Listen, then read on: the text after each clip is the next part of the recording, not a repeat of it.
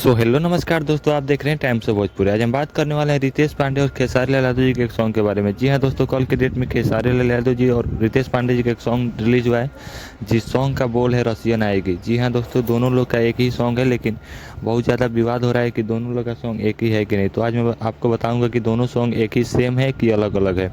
तो आप सब बने रहिए हमारे वीडियो के साथ। चैनल को अभी तक सब्सक्राइब नहीं किए तो चैनल को सब्सक्राइब कर वीडियो को लाइक कर दीजिए।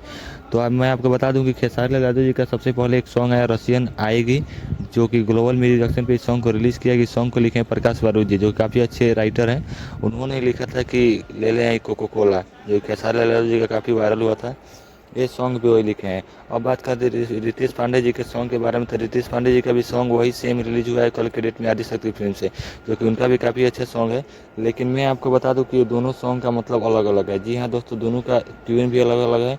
आप जाके एक बार दोनों सॉन्ग एक बार जरूर सुनिए। विवाद गलती से हो रहा है, इस विवाद में कोई मतलब नहीं है, बिना मतलब के विवाद हो रहा है, क्योंकि सॉन्ग बिल्कुल अलग अलग है दोनों सॉन्ग। केवल सॉन्ग का टाइटल जो है थोड़ा मैच कर रहा है, रसियन लाएंगे रसियन आएगी, इसीलिए थोड़ा विवाद हो रहा है, बाकी सब अलग अलग है।